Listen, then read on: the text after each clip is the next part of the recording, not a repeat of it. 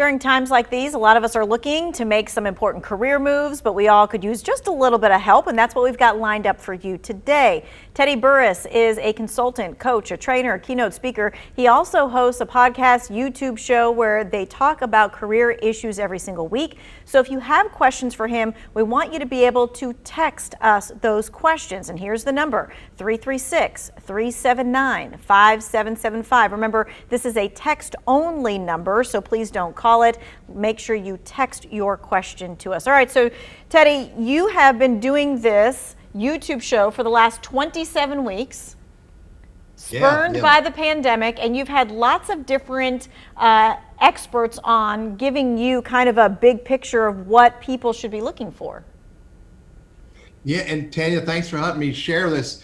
This is a weekly Wednesday at noon show, and we've had conversations around lots of topics. So speaking with competence, networking, executive presence, the emotional curve, loneliness, meaningful work. I mean, the list goes on and on and on about things that most job seekers don't think about when they're in their job search mode. Right, we're thinking about a cover letter or a resume or just getting our foot in the door or what have it, and there's so much to it. Okay, so in those last 27 weeks, he's learned a lot of different things, and I asked him to boil down like the 4 top things. So let's go over the first one while we're getting your text messages in, and this is all about where your next job is most likely going to come from and where it's not going to come from.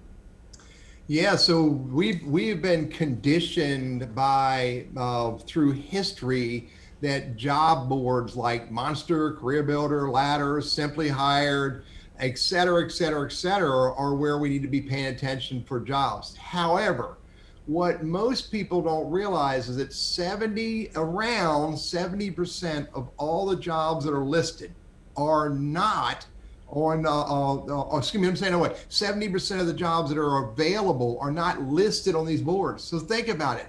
People spend the majority of their time looking at job boards for a small percentage of the jobs.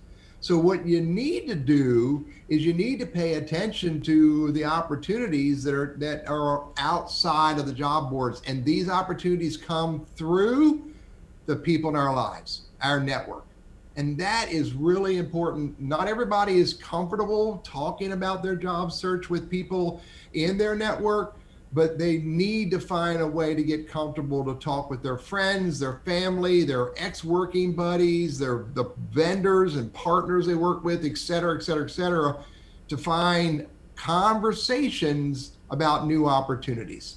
All right, so let's start on that networking. Networking really is a difficult thing. People feel weird about it. So how do we maybe make a game plan of who we should be talking to in the network? Oh, Tanya, this is important. You have to have a plan, and your plan must start with where do you want to go.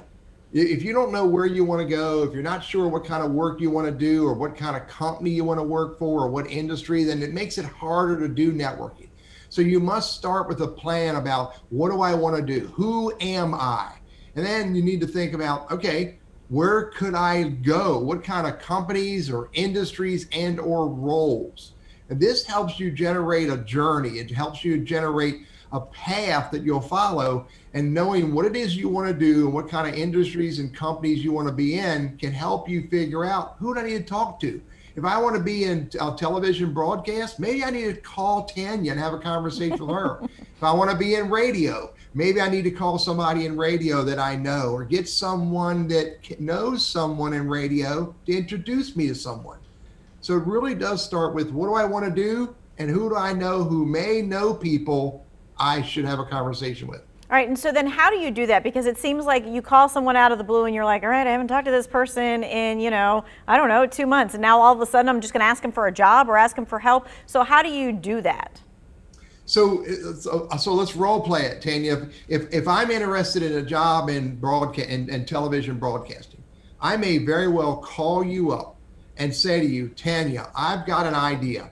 I want to meet someone who can introduce me to ideas in television broadcasting. I'm not going to ask for a job. Never, ever, ever ask for a job.